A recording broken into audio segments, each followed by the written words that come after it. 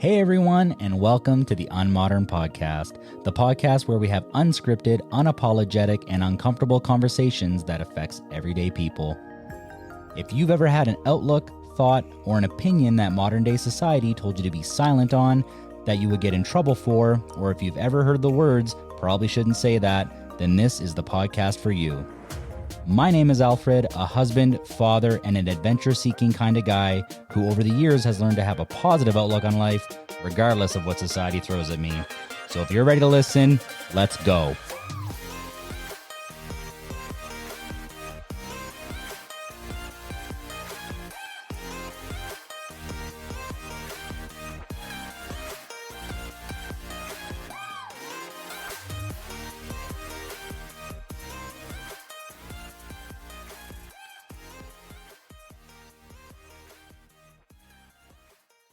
Mr. Robin, thanks for coming on the podcast, dude. I am fucking jacked for this episode. This is going to be so good. Let's go.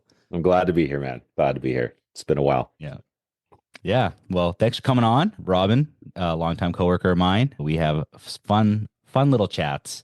Shift work can bring out the best and the funniest in people when you're at your most vulnerable and most tired and still have to do your job. Been a shift worker since I was 17 years old, so I live in that space, but I appreciate you being open-minded and coming on the podcast, talk about some stuff that I think is important, and I know you echo that same sentiment, but some people are a bit abrasive to it. So we're going to drop some bombs today. We're going to have conversations that people may not want to have, but would love to hear, and I'm looking forward to that. Nice. Me too. Yeah. Okay, so first of all, let's get to know you. Robin, where you grew up, what you do, what's for fun. We're not going to get too much into your backstory. We're just going to kind of spitball it on some politics and some other stuff, but just a little bit of background. Who are you? Why should people be interested in Mr. Robin? Well, I don't know about the last part, why anybody should be interested in me, but I come from a small town, northern Manitoba, kind of like a blue collar kind of family. Both my parents were teachers. But when I was young, my dad was a teacher. My mom, she taught in our private school that we were part of. So she was really big into that. And so I was private school my entire life, kind of a little different than what most people do. Yeah, K to 12. And then just kind of like, I wandered around the prairies a little bit, got married, had some kids, just a typical kind of Western boy, but, found my way to Calgary at one point, got married. That's where I got my kids and back and forth. I've been to, I've lived in Manitoba, Saskatchewan, Alberta, all three provinces off and on for different periods of my life. But Alberta's home now and kind of probably will stay home until such a time as it's not. Then can't think of any other province I'd want to live in right now, to be honest. So yeah. Wife, 2 kids, just kind of like a normal everyday guy. I just go to work hard, take care of my family, try to do the right thing. Yeah. It's me in a nutshell, I guess. Yeah. Amazing. Yeah. I think that's fundamental in when we hear the term good guy and hear the term family man and all these sorts of things. It looks boring and it can be boring. I enjoy my life. It's nothing crazy exciting. I mean, this is kind of one of my passion projects, and I believe for you, hunting is a big one of yours. Sitting in the bush, quiet, nothing crazy. It's not flashy.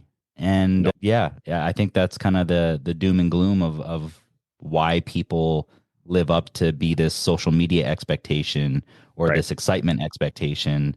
And that's not where the sauce is. I know for me personally, I can't live in that upper stratosphere of excitement and go and all that stuff. I have a nice little saying from my wife whenever we go on vacation. When we come back, we need a vacation from the vacation because, you can only do that for so long. That's right. I actually just dropped an episode, friend of mine, Cam, he lived in Costa Rica for 5 years and he would wake up, go surfing every single day. And he's like, that wasn't for me. And some people might listen to that and be like, what the fuck are you talking about? That sounds incredible. It's not all it's caked up to be, right? Maybe Nope. if you grow up in that culture, but that's certainly not Canadian culture. It's certainly not what I was raised in, and it's not what I want to do. So No, it's odd that people have this idea of retirement. And so they look at them as like, oh, awesome, you got to retire to Costa Rica. And even like as I was raised, I had this thought in my head from people that was like the goal was to get to retirement and then I'm just going to relax. And as I got older, I realized that that's mostly bullshit because, that whole like Freedom 55, remember those old commercials, Freedom 55, it shows these people like sitting on the beach, drinking, cocktails and just living life. And you're like, yeah, you can go on vacation for a couple weeks and you're sitting on the beach and then it's like, well, now what? Like that's vacation. Like that's not retirement. Like retirement is something that has changed for me. Like I don't know if I'll ever retire. I'll just move on to different passions, different projects, Mhm. different things because yeah, like how you talked about how it's like, the average normal everyday guy is not sexy. It's not I'm not the Cam Hanes of hunting, where I'm not the David Goggins, who's just like I mean these guys are freaks. That's just like it's not meant to be a bad word. It's just they're freaks. They're the abnormal, they're the outliers. And you look at the cost of what they've had to pay to get that, and it's not a cost I'm willing to pay. I mean, Cam Hanes, for all his good things, I mean, he's recently divorced again. I think he's gone through, like, he's on his third marriage or whatever it is. David Goggins, his body is broken. He probably has a difficult time with a lot of relationships because it's intense passion, intense focus. But that's how you accomplish great things. Like the Elon Musks of the world, how many XYs has he burned through, right? Because they just can't keep up with him. And he's not he's not one of those people that is just willing to do this, but not everybody's supposed to be those people. Like the core of our world, of our economy is based upon you and me, the average guy who goes to work, who takes care of his family, who is committed to his community, who loves his children and raises them to be good people in the next ones. That's the foundation of a good, solid country. And yeah, and that's what I strive to be, because it's like it's hard to compare yourself to those people, right? I mean, I'm sure you've done it where you just see. I mean, social media is bad for that, right? You just see these people and you're like, man, how are they constantly every week they're out doing like some amazing shit, and it's just like, and you just kind of look at your life and you're like, oh, I get to bundle up in the cold and drive in -30 to work and work 12-hour night shift and then come home and try to sleep and then what I mean? You're just like, I heard a great quote that said, comparison is the thief of joy. And so that's something that I've grown to learn is that I just stop comparing myself to people. One, I look at their life and I go, am I willing to do what it takes to get there? And then if I got there, would I be happy? And it'd be like, no, actually, probably not for both of those because I'd lose everything that was valuable to me along the way. So I'm just like, but good on them. God bless them, man. Those guys be those people that can like go out and like just slay dragons and do that stuff. It's not my story. At least not yet. Maybe someday. Maybe a dragon out there for me to slay yet. Yeah.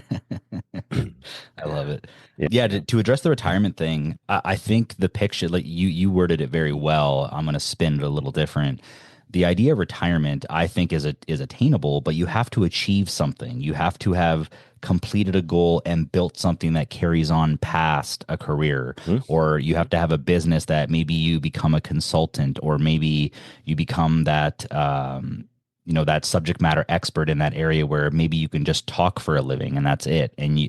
But you have to have built something. This Yes, component of, I'm going to be retired at 30 and all this stuff. And it's a play on words that doesn't make sense. I think the core definition, which isn't the Webster's definition, but you have to have completed a career of something, and it's a multitude of things. There's a long career, build a family, and if a family's not for you, it's not for you. I think that's bananas. I can't compute that in my brain how people don't want to procreate. That's crazy, but agreed. because that's multi-generational, right? That's the only way you can ensure that your legacy and your messaging goes beyond you. It's That's almost right. like into the divine or into the future. There's no other way to do it. Maybe if you write a good book and people read it, but that fizzles out. It's not.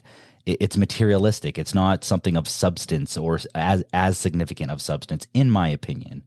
So I think the idea of retirement is you have to have accomplished something, whether that's Hmm. family, whether that's a career, whether that's a Hmm. business, whether that's something. You have to have satisfied your why and your purpose to a degree in order to be able to be retired and have contentment with slowing down, almost the reward at the end of the tunnel. You can't be in the middle of a marathon, stop and be satisfied that you did something. You didn't accomplish it. You didn't reach the finish line.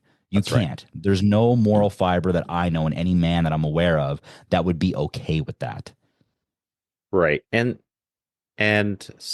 yeah, I like that. I like that way of looking at it. And so, and the beauty of it is I don't want to get to a point in my life. where I go and say, okay, I've had these goals, I accomplished them. Like right now, my youngest is in grade 12. So I'm kind of like nearing end of some goals. Get them through high school, get them graduated. Now it's like, okay, now on a further career. Then they're gonna have children. There should always be a new challenge. There should always be a new thing, a new thing that gets you going. Because the problem with accomplishments is that you've accomplished them and now it's done. And so a man without a vision will perish. I can't remember what scripture verse it's from, but a man without a vision will perish. And so you have to have a vision. You have to have something. And a lot of people, their vision of retirement is just to do nothing. I want to play golf all day. I mean, that gets old. I mean, that's how guys, you see these people that they're high achievers, like CEOs, executives, like they work hard, man, they build businesses, and then they go and they're building someone else's business and they did well, making good money, saved a lot of money, and then they retire, and then within a year or two they're dead. And it's because they threw everything into that, and then afterwards they didn't know who they were. And so we're more of a product of more than just what we do and who we are. And some of that, it's kind of like, some of that is like, this is something that was challenging to me, is because I have these goals. They call the big, hairy, audacious goals, right? It has to be something that's almost unattainable, so that you push yourself for it. You have attainable goals, but you have something that's like, man, this would be amazing, right? How do I get there? We're working on it, right? But I had this realization too, as well, as like, well, maybe some of these goals, these big, hairy, audacious goals, if I don't accomplish in my lifetime, will I be a failure? And I kind of go, no, I won't be a failure, because I have other goals and I have the things that matter the most. If I achieve those, I'm successful, right? But maybe that's for the next generation. Like, that's how you talked about that legacy of, like, maybe if I look and go and say, I want to be worth $100 million, and I want to be able to go and have a charitable trust that I manage, that it basically like takes care of people who can't take care of themselves. And that's like a massive part of your life, is where it's like this generational wealth that grows. And now it's feeding, orphans and widows, people that are literally just the vulnerable of society. I'm like, that'd be amazing. Will I reach $100 million trust in my lifetime? Maybe. But if my son achieves it or my daughter achieves it, that's success to me. And I mean, I won't be around to see it, but that's fine. I try to live my life in that generational mindset of like, I want to be better than what my parents were, and I want my children to be better than what I am. I always tell them, I say, I hope you're a better parent than I am. Like, I think I'm a good dad, but I suck, right? Man, I'm impatient. I'm snappy. I do stuff that, it's every dad does, right? Like, we're not perfect. And so I don't beat myself up about it, but I do the best that I can. But I tell my kids, I'm like, I hope you're better than me. If they achieve that, I'll be like, that's awesome. And then your kids be better than you. You'll have something to talk about in therapy about me. That's fine. I'm okay with that. So, That's awesome. yeah. Yeah. Yeah, I couldn't agree more. As I've matured in life, I've found that generational mindset really keeps me going.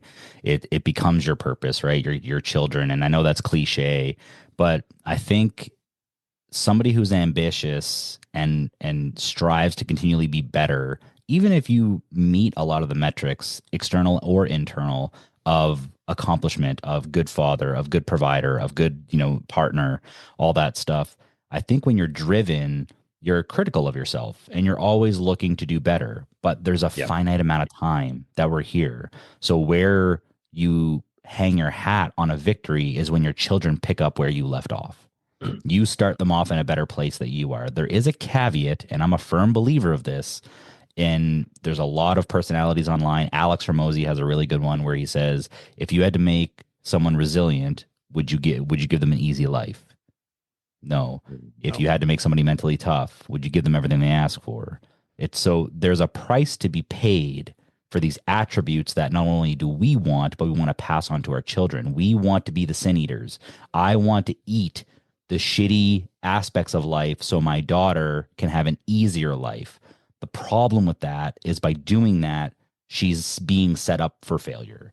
She will not attain my desired outcome for her life if I don't allow her to go through similar mistakes as me. I'd love to lessen the burden, but there's a fine balance there where I can't expect her to be a mentally strong person if somebody starts berating her if she's never had to experience that herself. I can tell you it all day long and try to prepare you for it, but life will always be a better teacher to my kids than myself. All I can do is Yeah. give you the foundation to be a great person, be there when shit hits the fan, you know, good cop, bad cop, you know, tough love, Mm-hmm. soft love, try to have a balance. But she, like, everybody has to go through this. There's no bubble wrapped, you know, trust fund child that doesn't do anything that you look at and they're like, they have life experience. They have, talking to them about money or how to build a business. I'm not going to talk to that person. I'm not going to go to that person and be like, I'm struggling with depression. Like, let me talk to you about what worked for me. It's like that. That's not my outlet, Right. right? I Yeah. have to go to somebody with lived experience.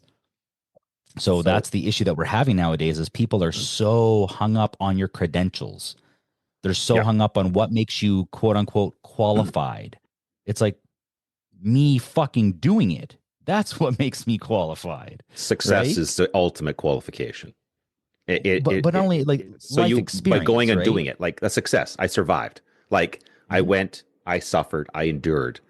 That's experience. I'll take somebody who had adversity and overcame over somebody who went to school for 7 years, sitting in a chair telling me how to, manage my stress. As some guy goes, I was in the shit. This is how I did it. This is how I overcame. This is how you do it. And I'd be like, thank you. I'll listen to you. I mean, it's just a symptom of our society. Like we can get like our whole society is based upon I want an easy answer. I want an expert to tell me what to do. I want I want somebody to take the responsibility. I don't want to grow and learn.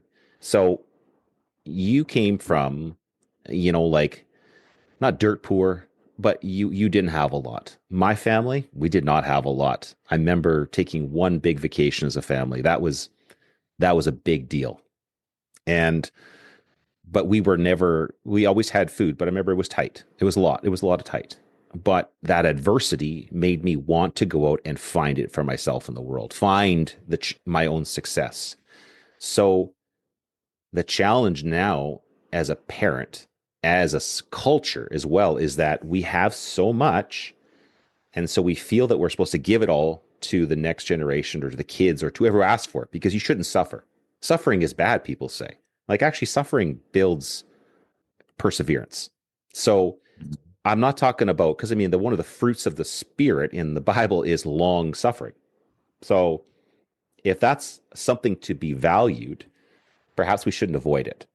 Giving your children, giving yourself intentional suffering. So this is something that some of the stuff that you've encouraged me into, I like this, is like cold plunging. That's a short dose of suffering. Every single time you go to jump in the water, like when you're chipping ice, we're chipping ice, and you look at that water and I go, there's nothing in me right now that wants to get in there except I want to extinguish the little bitch inside of me. That's what I want to get in there. And that requires suffering. And so you get in there and it's cold. And for the first about 45 seconds, everything in your body is saying, get me the hell out of here. You're going to die. And then you're just going saying, no, you won't. You're going to be okay. You're telling like it's yourself. And you see some people will go 30 seconds. Some people go a minute and they're out. And I'm just like, I can go the 3 minutes at 0 degrees. Like it is cold. And so you have to give yourself suffering. I like what you did just recently where you went and climbed that mountain. And some people would be like, oh, you climbed it for the view. And you're like, yeah, the view is great. But you climbed that mountain because it was hard and it was there. And if you don't give yourself something hard to do, then you get soft. And I mean, that's the challenge. We're in a time of soft men. And and I'm not talking about we all need to be, the David Goggins. We don't need to be, like hard, hard, hard, hard. But it's like we need to be harder. We need to be better. We need to be tougher. That's part of the challenge I go with hunting is that can I sit out there in the quiet by myself or with somebody else and put my phone down and just be?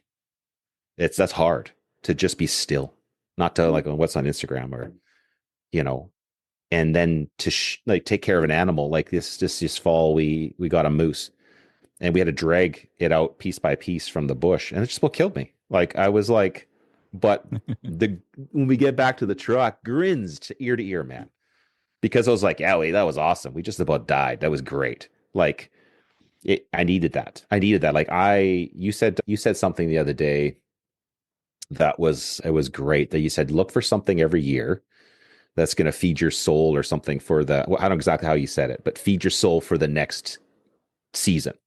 That you can just look back on that and just like, remember what that was like? Do you remember how hard that was? Like for me, hunting, I got this moose, I've got some animals on the wall. Like I remember hauling these things out of the bush. I remember the pain. I remember the suffering. I remember it. And I'm just like, oh, it's beautiful. It's so sweet. And then when I get to eat the meat, it's even better. I'm like, every time I have like a moose steak, I remember that hunt. And it's the only sadness is that eventually you eat it all, but then you go get another one. So suffering is actually partly the reward of life. It is a joy to be suffering. Like I know a lot of people would disagree. Now there is suffering, just suffering, but intentional suffering, intentionally putting yourself in places that challenge you to be stronger and better are important. And I'm really shitty at it, honestly. Like I've gone through periods of my life where I'm up and down with exercise, and I know that that's a form of suffering that to make my body stronger. And right now I'm kind of at a lower point, but I'm like this next season, I'm like something that's a challenge I'm going to work on to get better. But I mean, if we can take this concept and expand it to society as a whole, we're in a period of time right now where a lot of people are seeking comfort and ease. And the problem with that is that people are willing to offer that to you.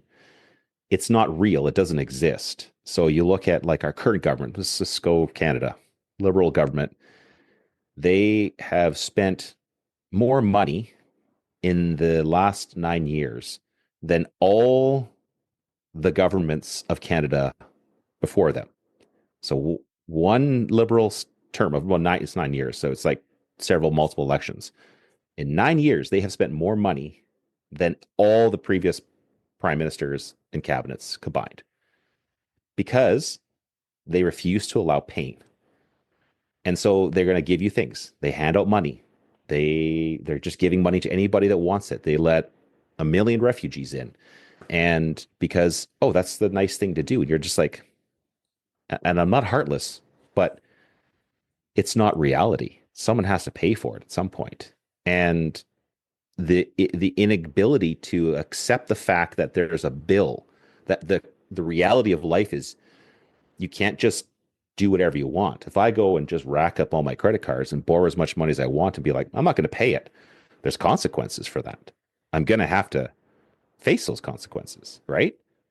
But as a culture, we're just saying, there's no consequences. You can print as much money as you want. You can tell people they can be or do whatever they want without consequences. And we're seeing that it's destroying our culture.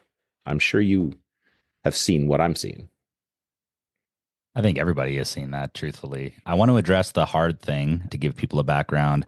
I first heard that by a gentleman named Jesse Itzler. It's a Chinese concept called the misogi. So the misogi in Chinese culture is once a year, you have to do something so unthinkably hard that the normal you would look at and likely laugh and basically say like, this is the stupidest thing ever. It has to be challenging. It has to be something of duration. So a 3-minute cold plunge likely wouldn't do it. Now, maybe it is for you. Maybe that is it for you.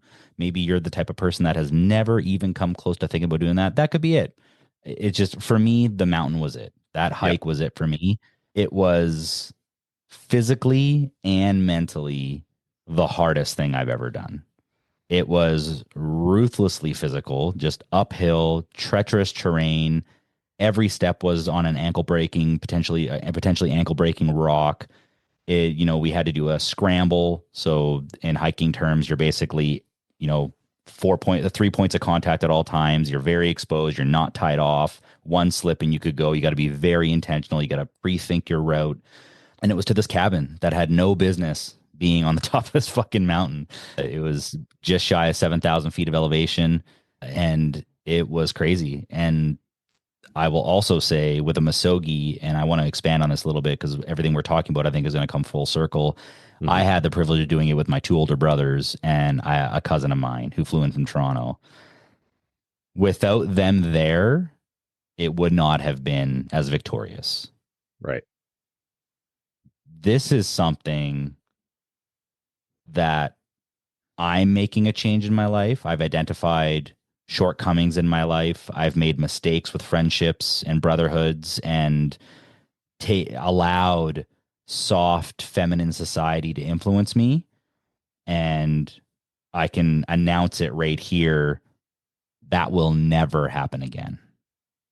I will never, ever compromise my integrity and my instincts to make someone feel good. I don't give a shit anymore because I was so out of alignment for so long that I have three what I would call really good, trustworthy friends, and two of them I talk to like once a month. I don't have a community close to me that I see every day, every weekend, do hard shit. I think that is a symptom of why we have a soft society. I think that is why divorces are destroying men more than they ever have.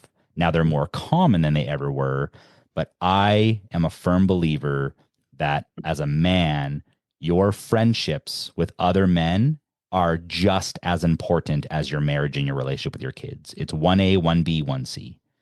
It has to be because if you focus and only put your love and your effort into your wife and kids and you alienate your friends, the moment your kids are out of the house, you're kind of struggling. If your marriage hits a rocky road, you have nobody to lean on. That's And right. I would say the same thing is true for women for That's right. sure, Absolutely. but for men especially, it's so fucking important. Yeah. It cannot be stressed enough. And Men we've get, we've demonized it with the bullshit in U.S. politics, like locker room talk, or we've demonized it with bullshit like, oh, toxic masculinity. You shouldn't go to the gym with your gym bros, or oh, you're a hunter, you're going to offend a vegan. It's like, listen, bitch, like this, like you're just like cranky because you need some meat. like but whatever, like it's this hypocrisy of, like you said, people Yeah. want easy Yeah. when they know that to get what they want is hard. I want to live in my house in Costa Rica and I just want to do my online drop shipping and all that stuff. Well, the power lines, the infrastructure, the people that built your house, the people that give you running water, that's all hard shit. All Guy of that that. delivers your package. Like, You know what I mean? The Amazon driver, yeah, he's sitting down just dropping off packages. Like, is it something you wouldn't do? Likely. So then shut up. Right? right. It's that simple. Right. So Right. so this whole concept of in society, to expand on what you were saying about, why hunting matters, why Hmm. having a masogi every year matters, but doing Yep. it with other people. Yep. Andrew Tate has a great quote where this young entrepreneur who just made his first million. And I don't know if you know who Andrew Tate is. He's kind of an Hmm. online personality. I He's actually a character. enjoy some of his messaging because it's refreshing. It came at the right time in the middle of COVID when men were struggling the worst. Yep. And the entrepreneur put a mic up to him and he said, if you could give somebody one piece of advice from a starting point, what would you tell them? And the interviewer was like, would you say make money? Would you say go to fitness and all that? He said, build a team. Yep. Build a team, because everything in life that you're going to fight, whether it's career, whether it's business, whether it's relational, you're going to be battling other teams. And Hmm. this is a sports metaphor. One man cannot defeat a team. Nope. One man operating at 110% cannot beat a team operating at 80%. It cannot happen. Like Michael Jordan would have been Michael Jordan without the rest of the boys with him. The Pippen, the Barkley. I'm not a major sports guy, but Steve Kerr, all those boys. Yeah, yeah, 100%. if he was just Michael Jordan and a bunch of high schoolers, he would shut down. Yeah, he would still score a bunch of points, but they'd never win an NBA game ever. because it would just be one guy against the entire team. It just doesn't work. You're right. And we're not meant to do it alone. Like Hollywood has taught us this bullshit of like the lone warrior, the lone guy, like, the diehard. It's just him against everybody. And it's like it's not true. Like that's a fantasy. Yes, each man wants to be that guy, right? We want to be the guy that when the the game's on the line, the ball's in our hands. We want to be that guy. But it doesn't matter if you don't have the team around you, right? Everybody, we're meant to do it together. And I've gone through periods where I've neglected my friendships with my guys and I felt lonely. Even though I love my wife, I'm happy with her, I felt unfulfilled. I have probably the biggest deer I got on my own, and I was by myself and I dragged it out of the bush by myself. Excellent, amazing accomplishment. I still cherish that. But once I'd done that, I was like that year I had done a lot of hunting alone. And actually that was the last year I ever really did much hunting alone. Now I hunt with other people. And it was more along the lines of like, it was great, but I'm like, how much sweeter would this have been to have shared it with a brother? It would have been so sweet. Like that moose I got this year, it was three of us. And just the bond we built from just suffering together and suffering, but like we conquered. It was amazing. I'm still riding that high, and I'm going to ride that high probably till next hunting season. And makes me want to go do it again. But we have to do it together. Like you're right. Build a tribe, build a team, because teams win. Individuals get slaughtered, like, and it's lonely. Like, no one wants to be, even if you do achieve some sort of success, it's lonely and it's meaningless without someone to share it with. So I'm with you on that. I agree. Yeah, I think this whole concept of going to a psychologist, meditating, all these solo endeavors, and they help to a degree. I'm not demonizing holistic methods of dealing with whatever it is you got going on or whatever it is that you've intentionally or unintentionally created. Maybe you move to a new place and you're lonely there and you're trying to cultivate new friendships and you're not, or your wife gets cabin fever for being at home with the two kids and it's a battle. I get it. Yep. But I know for a fact my wife has come out of her darkest spots with other women. Because when she comes to me and she tries to empathize with me, I'm having a hard time. I can't empathize with her as much as her women friends who have gone through the same things. Conversely, as men, when we talk about money, being sole providers, it's difficult to have that conversation with my wife. It's difficult to have that conversation with my wife's coworkers. It's easier to have that conversation with men that are in the shit, same as me, or men that were in it a few years ago and found a way out. How did you do it? Can you give me a little bit of help? What was some things that you did? I'm not looking for an easy answer. I'm looking for the answer. Yeah. Right. And you might say you're eating fucking ramen for a month to get out of this shithole. You're like, it's not what I wanted to hear, Robin. What the fuck? But you gotta do it. You know what you know what I mean? Because as men, we're not afraid to give that feedback to each other. No. Right? We're not afraid to give that real world answer. It's like, Robin, you need to go get another fucking moose. Like, you need to fucking, I know you don't want to. I know you're working, or I know you're struggling, or you need to get the fuck in the woods and kill an animal. Not only just to put meat on the table for the family, but for your own fucking psyche. Get the fuck out there and do your thing. Like, I remember it was during COVID, and it was one of those periods where they're like, oh, we're within 1,000 meters of somebody who breathed COVID at one point. So we got to lock you down. And it was just nonsense. But I remember I was stuck in the house for like a week or two. And my wife, she looked at me, she's like, you're going nuts. You need to get out of the house. And so she's like, you need to go and blow some shit up. And so she's like, and take your son with you. So I was like, so it's a good woman, like, and she's amazing. And so, yeah, we did that. I grabbed some shotguns. We went into it was the middle of winter. We went into a forest somewhere and shot some trees, some old dead trees. We blew them up. They knocked over. It was amazing. Came back different, completely different. It was like I needed to get out and do something. And my son, as he was getting older, was able to kind of become a part of that. But yeah, you're right. It's if we spend our time being insular and just looking inside, we lose we lose that perspective because I mean, you see people are in therapy forever, and it's just like it can be this cycle of I don't even know how to describe it, where it's just like it's self-serving. And at the end of it, you unravel it, it's still just all you. But if you go and you do and be with other people, it's freeing and it's liberating and it opens things up to you that you wouldn't know before. Is a balance for everything. Like I say, I believe in holistic. I believe that therapy is useful and many times not against it, but you do need to make sure that that's not the only thing you're doing. So yeah, yeah. So I wanted to ask you about something here. So recently, it's a bit of a divergence in topic, but recently we saw Donald Trump, just president-elect now. So just wild story, like wild. It's amazing.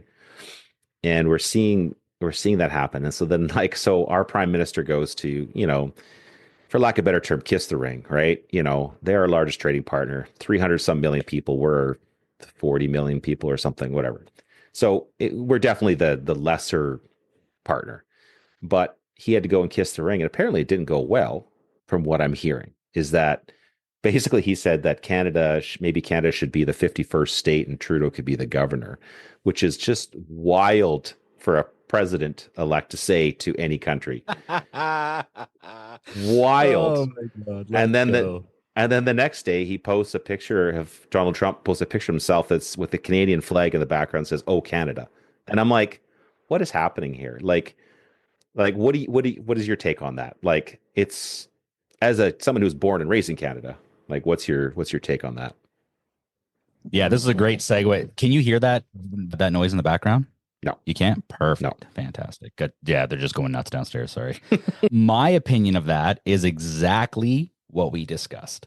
Is you have a soft man with zero spine that does not know how to run an economy. This man has never done business in his life. And he is a trust fund child who grew up with his father being in politics, unaccountable his whole life. That's his vision for life. I That's right. don't believe Trudeau is a terrible human. I think he's probably a great dude. He probably wants to take his kids to sports. The problem is he's a product of his environment. Mhm. So he's going to talk to one of the most arguably best businessmen and the best political marketer in the history of politics. Not even fucking close. And you're trying to talk to him about trade.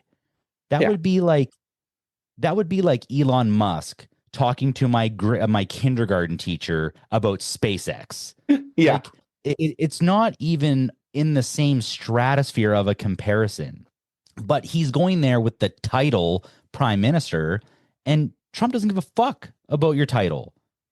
And what I find hilarious is the liberal or Democrats in the United States, and then we have the liberal NDP style, soft, generous people, allow immigration, take care of the homeless, all these things.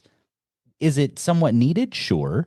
But they have this soft approach. And then you see things like churches burning in Canada during COVID because of, there was residential schools in Canada, and we have a tainted history. And I'm not oblivious to that. The US has a tainted history with, black slaves, and they have a history with, imprisoning Asians.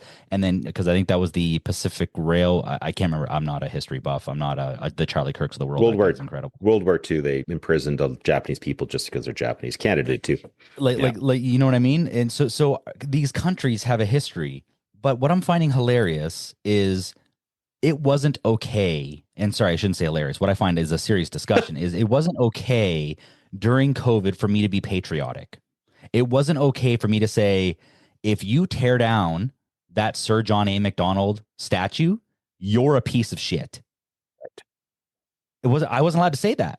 And we've seen it all over the country. Montreal, Vancouver, Calgary, on Ottawa. We've seen basically Canada's history being ripped apart because we have a tainted past by people who either fled to Canada or are born in Canada but don't accept what made us Canada. Well, the problem is you see people tearing down things. You're tearing down statues and destroying the history of people who built things by people who did nothing. So these Yeah. people are tearing down statues. People are protesting in the streets. What have they done? You look at 99.99% of them have never built a business. They've never done anything of meaning. They're just angry. And so they go out there. I mean, that's what they, where the term vandals come from. So vandalism, right? They vandalize these statues. Vandals come from the Vandal tribes of Germany who raided Rome and just destroyed everything. They didn't build any culture. Rome was the epicenter of culture at that time. Like it built all these beautiful things, Colosseums. I mean, all the good and bad with it. But they had built a culture. They had built roads, aqueducts. They were productive, and they had built these things. And the Vandals came in and just destroyed everything. And so we're living in an age of Vandals where we've allowed the Vandals to come in that are already in our country. Canadians, non-Canadians, doesn't matter. They're just vandals. And so they're taking and destroying everything we have. Of course, it's not perfect. My children could look at me and say, Dad, you weren't the perfect dad. So that means that we need to forget that you ever existed. It's like, no, that's not how it works. Like, we can't destroy our heritage, our past, because it's what made us who we are. We can be better, just like I said earlier, that I want my children to be better. We can treat people better than our great grandfathers did, for sure. But we don't destroy. We don't just like tear down, because what? What are you replacing instead? Nothing. They have no solutions. These vandals have zero solutions for our thing. Black Lives Matter, rampaging through the streets, destroying everything, just burning businesses to the ground. Why? What were they solving? Were they producing anything of value? Did they have solutions? No. They're just, we're angry, so we're going to destroy things. And I know it's an oversimplification of it. I'm sure there's some people who had some solutions, but generally speaking, you look at the masses, it was nothing. It was nothing but pent up anger. And I think you and I are not alone, but we're tired of it. I'm tired of seeing our countries just torn apart by weak men and women who all they want to do is throw stones and tear down and take. All they really want is be like, I need more benefits. I need more things that the government provides, and it's like, well, ask yourself where have most of the problems in our life come from? Generally speaking, problems in our cultures, it's come from government, right?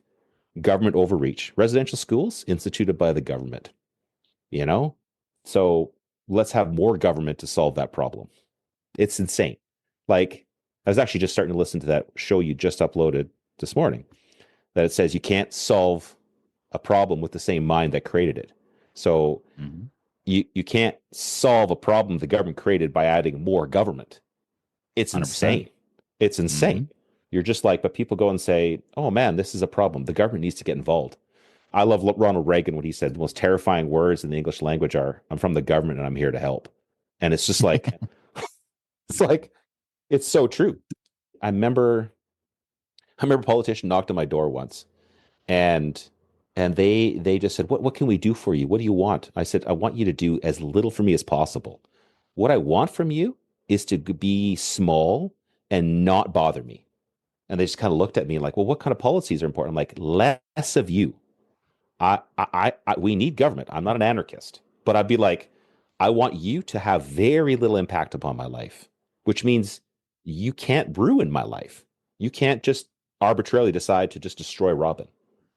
And so I'm good with that. The bigger you are, the more of a problem you are. And you look at what's happening in Argentina, Javier Milei, right? I think Javier Milei, yeah. Javier Milei. Man, chainsaw, chopping down ministries. It's a miracle what he's achieved.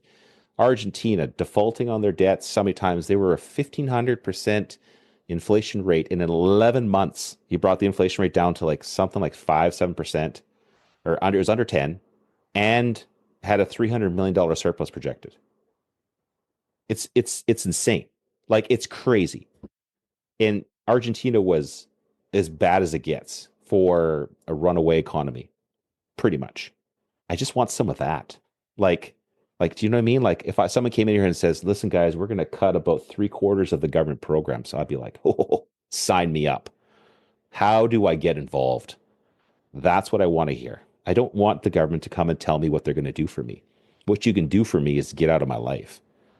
And Mm. I mean, Well, like I said, think about it. Well, if you had a business and you came on a podcast and you said, "I just landed a government contract," what's the first thing that comes to your mind? That's a good contract. That's a it's a good, lot of money. that's a lot of You money. just got you just got a big contract. Yeah. And then Yeah. me as a citizen, wow, Robin got a big contract to build an overpass. It's likely going to be double the budget and it's Mhm. likely going to be 2 years behind schedule. And I probably would think less of you, honestly. You think I less th- of me? Well, if you because you're got the swimming in government money. contract. You're good to No, go. if you got the government contract. So when If someone I got says, it. if you got the government contract, I think less of you in a way. And I know that's terrible to say because one part I'd be happy for you, be like, good, your business is doing well. You got a fat contract. But the other part of me is just like, anytime you're taking money from the government, I feel like you're kind of stealing from people. And you should feel that way, honestly. But you feel that way because of how unaccountable government contracts are.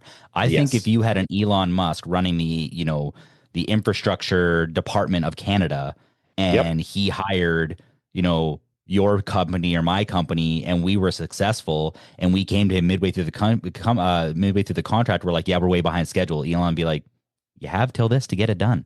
And if you don't, you're gone. It's that simple. Right? Yep.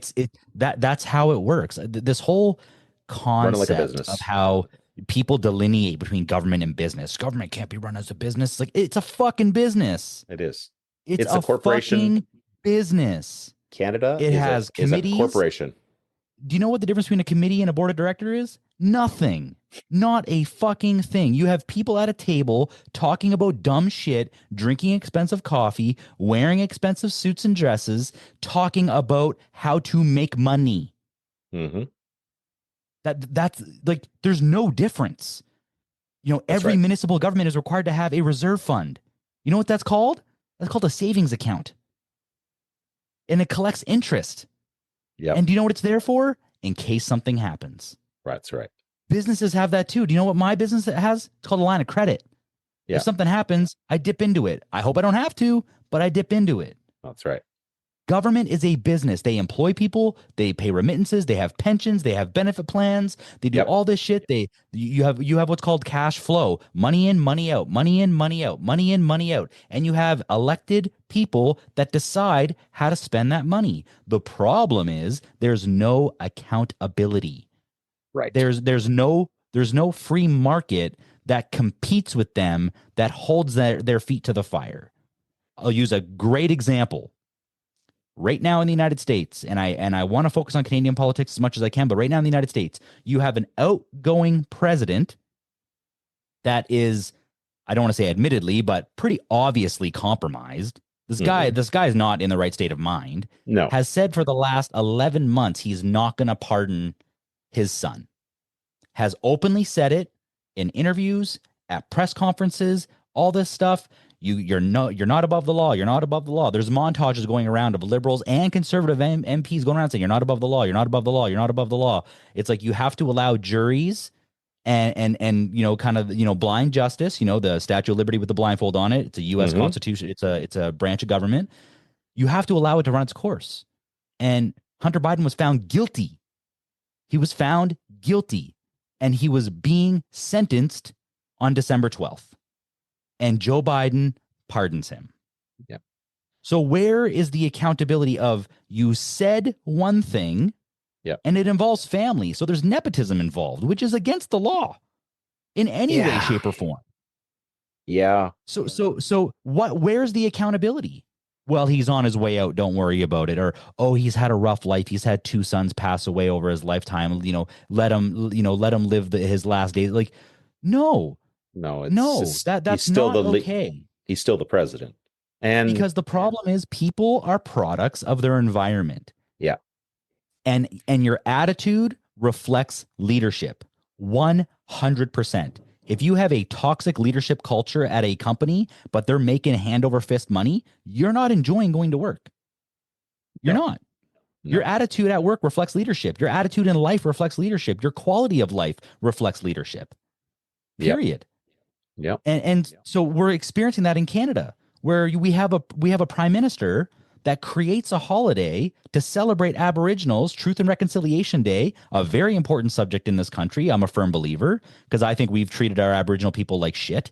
And I think Absolutely. we've put them in terrible positions. But I think Absolutely. also there's an accountability where I think Aboriginals have elected, or they have terrible elders within Mm-hmm. their communities. And there was that girl in Manitoba that ran a hunger strike years and years and years ago because her brother was the secretary and they couldn't account for like $8 million, and it was obvious what was going on. Mm-hmm. But same thing here. He creates a holiday, Truth and Reconciliation Day, first time ever. We have a national holiday that recognizes this. And the day that it happens, he flies to Tofino and goes surfing on a family vacation. That's fucking bananas. Yeah. There's no No accountability. No accountability. None. You ran on a political campaign that you were going to plant 100 million trees. You've been in office for 9 years. Not one tree has been planted. Not one. He also ran on electoral reform, didn't reform the election because it was. But that's what I'm getting at. So there's no accountability. The whole structure is incorrect. Agreed. Like here in Alberta, we have a conservative government. I'm conservative by nature. I do not agree with Danielle Smith giving that, what was it, the AGIM, there was like a pension fund or the Alberta fund. She gave them all raises and she justified it. So what's crazy is you have members of politics can vote on their own raises. When the NDP government was in power in Alberta, they gave themselves a raise every single year. Yeah. But yet they were asking nurses to take wage freezes. They were asking teachers to take wage freezes, police and firemen to take. It's fucking crazy. Yep. I'll give you another example. In Canada, if you are a one-term MP or higher, meaning member of parliament, so in the federal level or higher, if you serve a 4-year term as an elected official, you retire with a full pension. 1 4-year term. So I'm pretty sure if you can go back like the last 15 elections, so every 4 years, it's what is that, 60 years, the election has happened on the third Tuesday of every October. The third Tuesday of every October. The last election, the snap election that Justin Trudeau called, was on the third Tuesday. It was on October 24th, I believe it was, or 22nd. Next year's election is scheduled to happen on October 20th. So you're 2 days shy of 4 years. Yep. So if you are a one-term MP and you get voted out, you are not entitled to a pension. It's under 4 years. Jagmeet Singh and Justin Trudeau had a closed-door cabinet meeting, and they voted in 2025. The Canadian federal election is happening on the 4th Tuesday. That's fucking crazy. And what reason could there be besides they want to secure a pension? There's like, that's it. They didn't even give a reason for it because everybody knows. And so they're not even trying to hide their corruption. But it's not even a reason. You need to put it to the people. Right. You can't make that decision arbitrarily and say it's in the best interest of the people. You and I don't go to our job and say, by the way, I'm going to give myself a 25% raise this year. And your boss is like, okay, I guess that's up to you. It's your prerogative to choose your salary. Right? No, there should be like an independent commission or something that determines the salaries. And I'm not against paying politicians well, to be honest. I know some people might disagree with that. But Singapore had a great model where they pay their politicians really well, but they also had a high accountability, as in we pay you well so you're not tempted to take bribes. But if we catch you with your hands in the cookie jar or doing things that are wrong, they're prosecuted. So pay them well, but high accountability. Right now, they want to get paid well with no accountability. That's insane.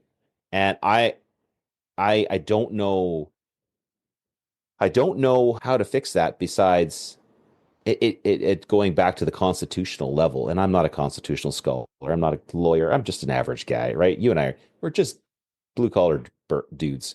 But it's like, I'm sure there's got to be a way where we can go back and start to restore our municipalities, our cities, our countries back to where there's accountability for your actions. And I know people say, oh, every 4 years you get to vote and there's accountability there. And I'm like, well, yes and no. The problem is the electoral system is set up so there's very little accountability. I mean, you look at people who are elected and they're in there for 20, 30, 40 years sometimes, right? Well, where's the accountability with that? They're not doing anything good. It's people don't have this mechanism to be able to do it. I mean, back in the day, we used to tar and feather politicians and when they didn't do what was right. So maybe we need to get back to some tar and feathering and actually holding them their feet to the fire. Because I don't know how we do this. I'm at a loss, but I'm wondering if we're going to get to that point where it's going to have to get worse before it gets better. I have hope that the fever of change that I've seen in certain countries around the world. Argentina's one, United States, you see that fever of change where they're just like a massive wave that basically gave Donald Trump a mandate that said, we want this to end. We want change. We want to bring our country back to what made us strong and great. I'm hoping that fever comes across the border and people start to see it. I'm hopeful. I'm not overly optimistic, but I'm hopeful. I have strong opinions on this, and I think I have a framework forward personally. Please do. First, I just want to go over some definitions to get people's heads around things, because we compare Canada and the U.S. a lot. The U.S. is kind of compared to a lot of countries because they're kind of I don't know what you want to call it, the measuring stick, I guess. Yeah. And you hear the term democracy all the time, right? Democracy, democracy, democracy. La, la. Well, democracy is not ideal. Democracy is kind of the lesser of all the evils to a degree, depending on your structure. But to put democracy kind of, in a nutshell, if there's three people in a room and two of them vote to kill the other person because he's eating too much food, that guy's dead. Democracy. That's democracy in a nutshell. Majority rules. So in the United States, they are not a democracy. The United States is structured as what they call a constitutional republic, meaning you are a republic of multiple states that are governed by a federal constitution, but they still have autonomy over how they run their own places. That's why in Canada, weed is legal across the country. But in the United States, I think there's 18 states that have weed as cannabis, as you're legally allowed to consume it. That's why there's a difference there. So in Canada, we have a 3-tiered definition of our government. So we are a federation. So we are an organization of regions. We are governed by a constitutional monarchy. So people don't understand this. So Canada is not a fully autonomous country.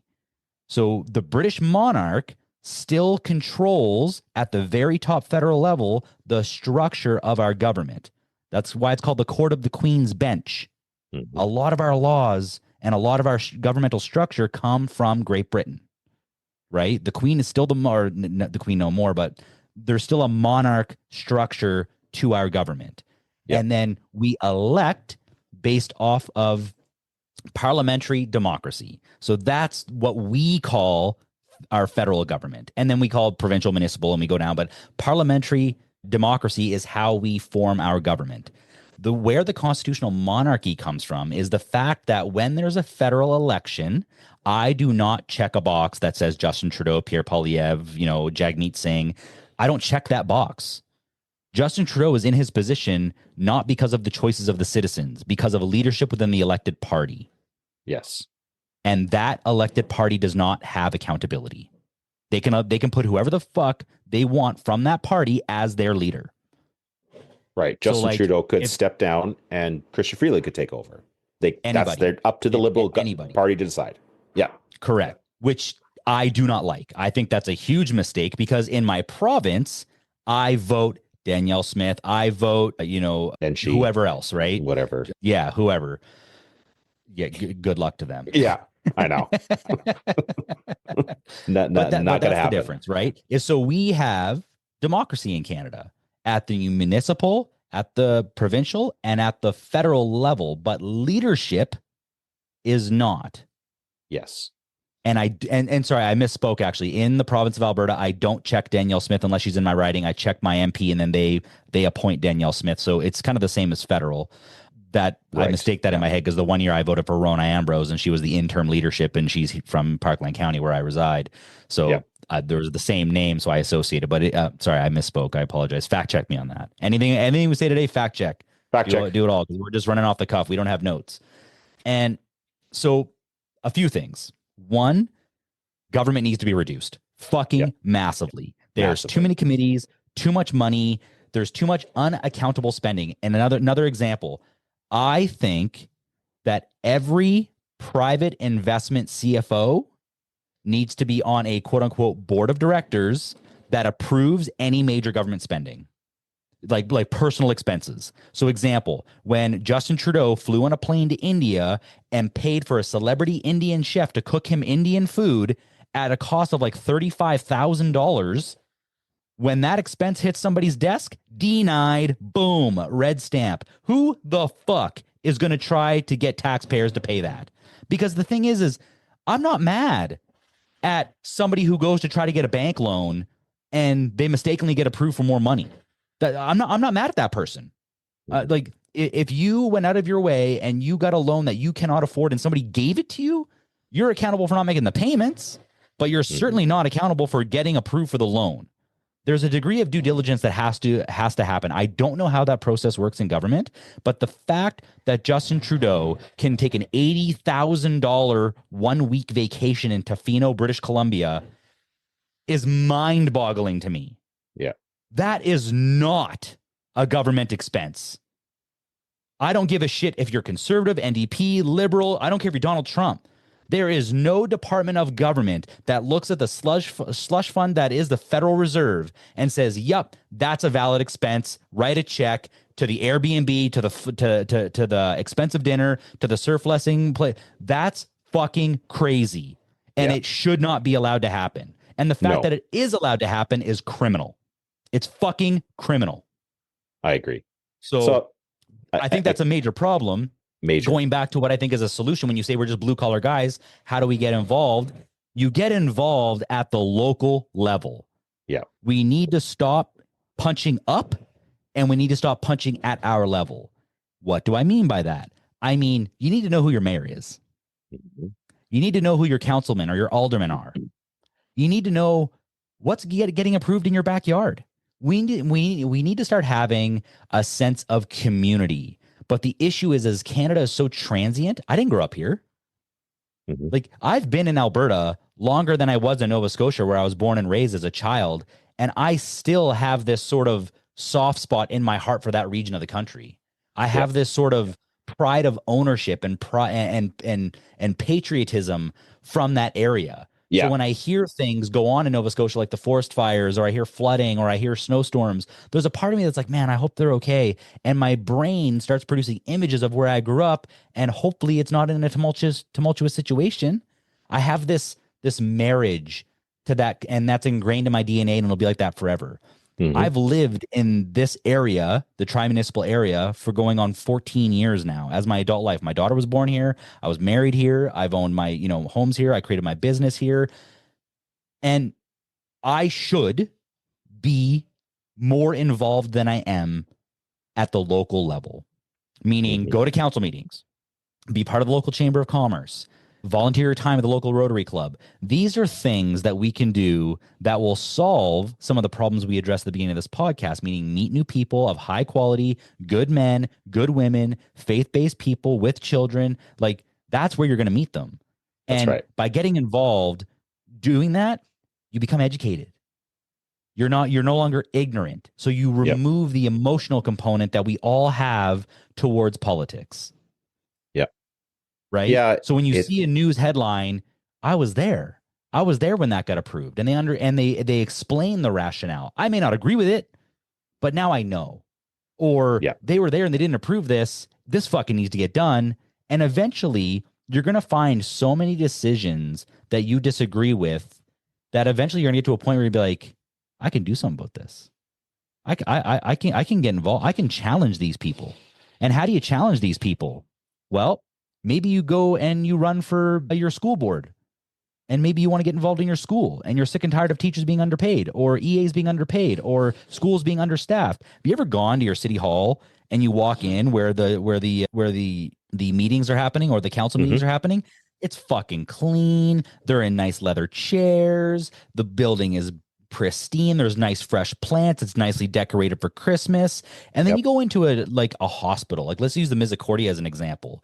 And the nurses are sitting on old ratty fucking chairs that squeak. Their coffee machine doesn't work. They're only allotted so many gloves, so they have to write vitals on their on their hands. Like on the back of their hands, they have pen marks that they write vitals of patients. Like all this sort of shit. It's so out of touch. The Hmm. amount of times the Alberta Ledge in Edmonton has been under fucking construction and renovation after renovation after renovation after renovation. I don't give a rat's ass about a building that's occupied 4 months of the year. Do not care. It's so You don't true. need 24-hour cleaning service for that building. Fuck off. Agreed. So again, the people that work in that building, we want the building cleaner. We should get 24-hour cleaning service. Again, I don't get mad at people asking things. I don't get mad at people pushing the envelope. Who the fuck is approving this stuff? Who looks at that and says, yeah, the Alberta Ledge was renovated 4 years ago, but you know what? We've changed government. We should completely redo the marble on the outside of the building. That's a great fucking plan. Great That plan. is so beyond out of touch and entitlement. Yeah. That's what needs to stop. And I think where it starts from us, grassroots, evergreen, basics level. You get involved locally, and there are power in numbers. When you have a group of fathers that show up to the council meeting and say, this is not acceptable, and you take pictures with your phone, you grab the transcripts, they only give you 5 minutes to talk. But if me, you, and 7 other dads go there and we have 35 minutes to talk, our point will get across. But we think of things individually. We think of things of like, what can Robin do to make change? And Hmm. the problem is you're fighting a team.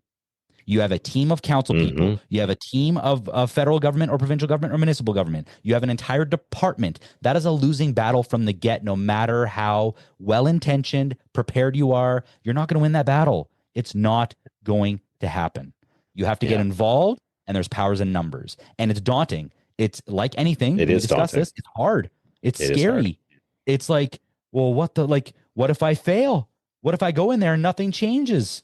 Then you do it again and you do it again and you do it again. And that's how you make change. And I know Yeah. I'm talking and people are going to be listening to, what the fuck are you doing, Alfred? And be like, I'm trying. I went to a school board meeting not too long ago. I encouraged my wife, who's an EA, to now start going. She's getting involved. She educated her coworkers during the last election when Danielle Smith won, and they were like all irate and stuff. And I printed off some information on Google for her, and she had a conversation with people because teachers are mostly NDP. They're mostly pro public service political parties, and I don't blame them. They're voting with their own self interests. I get it, but What the they think problem are is their it's not self-interests. sustainable because your own self-interests are structured like a union, which is structured like politics, which is structured in a way that's not accountable. And that's And the issue. yes. And none of these like self-serving structures ever survive the long term. They never do. They always collapse. Like socialist structures inevitably eat themselves and collapse. And I'm not, like I said, I'm not an anarchist, but you're right. They just has to be accountability. And I've gone to a council meeting before. It was actually, it was nauseating. It was frustrating. And I did go to the legislature once with my kids. It was when the NDP were in power, and I'll tell you, man, it was kind of embarrassing. I mean, you look at your kids and they're looking at these people and they're supposed to be the leaders of our province, and they're looking at they're going, these guys are just yelling at each other and heckling each other, and it's like it's embarrassing. It's actually fucking disgusting. I'm like, you guys act like children. I mean, I don't care if this is how you do it. You see they're banging on the podiums and they're like yelling and trying to drown out the people. I'm like, is this what we want? Is this what we want people like? Do you not want the people that are supposedly leading your country or your province or your town to treat each other with respect and honor and have good discourse and be able to disagree but come to a consensus where it serves the best interest of everybody? Or do you want people that are just partisan politics? And acting like children. It's like you're right, grassroots level. I mean, I think we've seen that with like I know the Wild Rose Party in Alberta was for a while there was kind of like that happening, right? It looked like that was changing, and then only go so far. The Reform Party. I remember I was old enough to remember the Reform Party. I'm a little older than you. You probably remember them, don't you? I But think I've heard of them, but I don't remember them. so like Stephen Harper was part of the Reform Party, and it was basically an offshoot of like the Conservative Party. It was the more conservative Party, and they were actually the official opposition. So they got to be quite large. But then you still had the old Conservative Party, and then you had the Reform Party. So it was kind of split the right. So then Stephen Harper was a big part of merging that into the new progressive conservatives. And that's who we have today. But that Reform Party vibe was more of a Western party. Like it was all Western Canada, very little East at all. And so that was the challenge, was that it was great. They had great politics. It was about smaller government. It was about accountability. It was about all those things. But still, it gets beat down by the big machine, right? But you're right, Alfred. It's like this is one of the things that my daughter, when she turned 18, and she got a letter in the mail from the government of Alberta that said, "Congratulations, you're 18, you can vote." And she's just like, "What the hell do I want with this?" Right? And she's like, "My vote doesn't matter." And I said to her, I said, "Listen," I said, "it may feel like it doesn't matter. And it in the statistical sense of it, it might not matter, right? But I said, we don't give into despair. So to say there's nothing I can do, to raise my hands and go, there's nothing I can do, so I'm going to do nothing. You're like, that's wrong. Actually, there's stuff we can do. It's just that we're not willing to do it. Like you said, we're not willing to show up to the council meetings. We're not willing to send letters to them, to email them and say, I don't agree with this. This is inappropriate. This is wrong. This is unaccountable. Even to send like we could be advocating and putting ourselves in the media. Not that they're much good, but local media, local news articles. We could be doing more. Social media is kind of a great equalizer nowadays. So we should be using that for better visibility, right? Holding accountable these people. It's like, these are the people who voted for this. Is this what you really wanted, people? I I'm with you, Alfred. I agree. I need to do more. The challenge is the time, and I know that's an excuse, but we've created, and partly it is society has created busyness.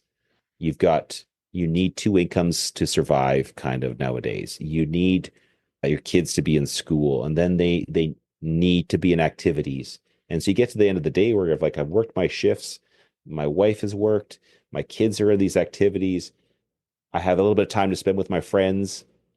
And at the end of the day, you're like, okay, do I have time to go to this council meeting? No. And that's something that needs to change in our society. We used to be where small town, like you grew up in a small town, where if somebody's like, especially a small farming community, if someone's barn needed fixing, all the men showed up to fix the barn. And the women showed up and they're making food and they're doing all this stuff. And it's like a big event. And they know that because next summer it might be the other guy's barn and it might be the other guy's barn, but people were community minded. So stuff like that, towns would be run a lot more accountable because people would be like, no, this is our town. They would tar and feather the guy who was trying to steal from them. They'd be like, no. But we've gotten so big where it's the intent is to keep us busy. Like, I know it doesn't seem like it because this I think, but the intent is to keep us busy and to keep us occupied and to keep us arguing about things that we can't, as opposed to just showing up and being like, no, I'm actually here. We're going to talk about this. I'm going to have my say at the council meeting, and I'm going to be back again next week when you have another meeting. And you may not like me, but you have to hear this. And eventually people start to see people stand up and go, yeah, people are saying something. Then they feel emboldened to do it. You're right. We have to be that person who makes that change happen. So I wish it was easier, but it is hard. And I'm not great at it. Yeah, I think the first step is talking about it. I think I don't want people listening to this and then all of a sudden, create a new hobby of heckling their political, leadership in their communities and all that stuff. Mind you, I would love to hear that or see that. So please, if you do go live and fucking tag me in that, I'd love to see that shit. Yeah. But but I think the first part is talking about it. Yeah. Like we discussed this before we started this podcast. Like how many times have you mentioned Donald Trump or mentioned, a political project or a governmental project somewhere, and people be like, I can't talk about politics. I don't want to talk about politics. We're so abrasive to it. We turn a blind eye. I can promise you, politics has more impact on your life than likely 50% of everything else going on in your fucking life. You know that TikTok page you follow that fucking helps you create recipes? Yeah, government more important. You know that fucking Instagram page that you follow that has cats on there that are fucking dressing up in different costumes? Yeah, government's more important. The favorite So page. I'm not about to say that you need to, quit everything else and get involved in this, but the concept that time isn't on our side and our ally when it comes to shit like this, I think is crazy.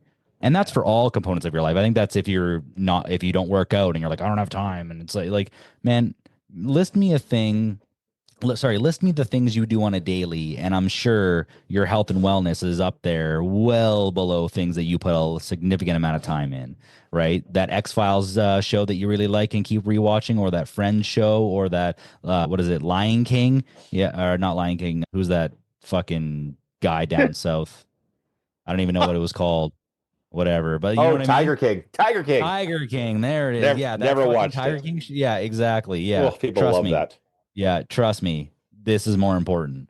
So, I mean, What I think it's about, firstly, you got to talk about it. You got to be yeah. willing to have conversations. You have to educate yourself. How does the government work? How does government structure work? How does the election process work? Why is it that Trudeau can not get the popular vote but still get elected, and because of the amount of seats? Why is it that Yeah. if a political party wins Ontario and Quebec and the entire rest of the country votes something else, the people who win Ontario and Quebec win? Carried the day. Why is that? Why is that? So That it's yeah, like people don't want to care about politics because they feel that there's no point.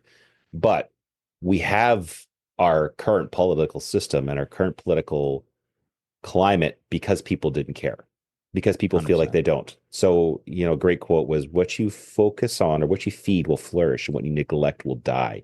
And the way I look at our current government and our current leaders is just death. Most of it, like, not there's spots of light. There's some good ones in there, but generally speaking, we're federally speaking, especially, it's just death. It's just our country is going into a death spiral because people are mm, Mhm. what can I do? I don't know. And you go, you can at least show up and vote every 4 years. That's like step one, but that's like basic. My thought is voting is actually a privilege that not everybody in the world has, and you should at least do that. And like, secondly, you should become a little bit more involved, like you said, locally. It's very difficult to change the federal climate, but nothing is better than success. So what you can do is work to change you know, your local climate. So this is perhaps the phase of life that I've been in the last while, is that how I can't remember if it was Jordan Peterson said this or somebody. He's like, how can you think about changing the world if you can't even make your bed? And so you have to start one with yourself. If you're like sitting there going, man, I've done nothing good for myself. I just sit around, eat junk food, and I don't work. I'm unemployed. I'm lazy piece of shit. Then, but I should probably go to the council meeting. Like, maybe you should like clean up your backyard first. Then you can go to, but that's the problem, is that guys will get to that point where like, oh, they're taking care of themselves, but then it becomes all about themselves. So you have to transition that from there to now my community, right? And that's how change happens. It always does happen on the grassroots level. Like the sweeping change in federal politics in the United States came generally from grassroots level. It was the average person basically just said, I'm kind of done with the status quo, and someone worthy that they felt was worthy showed up and gave them a change, something different, and they showed up in droves to support that. So it gives me hope. It gives me hope that if we see something worth doing, people will do it. But maybe it's be the change you want to see in the world. I don't know if that's Gandhi said that, but yeah, it's a good challenge, Alfred, and I wish I had a better answer for it, but then hard work and having to do it. But it's I like what is it Javier Milei said. He said, "I'm gonna die with my boots on." I listened to him talk to Lex Friedman, and that quote stuck out to me. That entire thing. He's like, "I'm gonna go down fighting. I don't care if they kill me. I don't care if I'm 80 some years old. I will never stop fighting for freedom." And he's like, "I'm going to die with my boots on." And that's an attitude, like coming back to the beginning of where we're talking about retirement, where people go, "I just got to work, work, work, get my head down, ignore politics, ignore, you know, faith, religion, ignore all these things, just make money, make money, make money, retire." And I'm going to sit and and then myself. And then they're snowbirds and they leave. They're like, "Oh yeah, Canada's a shithole. So we're just going to go live in Costa Rica." And you're like, you spent your entire life self-serving, then you left to continue to self-serve. What are you fighting for? Like, you have to have something that you fight for. You has to be bigger than just yourself. And so yeah, I do try to have those uncomfortable conversations with family. I've got like family that is pretty left-leaning and very hardcore NDP supporters, very hardcore left-leaning. And I've had some difficult conversations, but it's very difficult because they know I'm a conservative and they don't necessarily like to talk about it. But I've had some, and it's hard to do it because you go and say, we can have a conversation. We can disagree radically on our solutions for our current problem, but we can walk away and still be friends. We can still be family and love each other. We can still sit down for Thanksgiving dinner. That's something that a lot of people have. Like you said, you go to talk to people and they say, I don't want to talk about politics. And that's not a way to fix anything. You have to be able to talk about it. So Yeah, I agree. I kind of want to touch on a thought-provoking topic that I've had in the last little bit. I want to get your position on what you think rights are, how they're cultivated, if people even have them, why people have this concept around them. You hear it all the time. You're like, I have a right to my opinion, but not if it's hate speech. I have a right to my own body. It's like, but you're killing a baby, or like there's these different positions, right? Where it's like, you have a right to an action, I have a right to an opinion. We're at this combative level. Who has the right? And so I just want to talk about some definitions here. So Google describes a right as a moral or legal entitlement to have or obtain something or to act in a certain way. That's Google's definition. The United Nations refers to rights as inherent to all human beings, regardless of race, sex, nationality, ethnicity, language, religion, or any other status.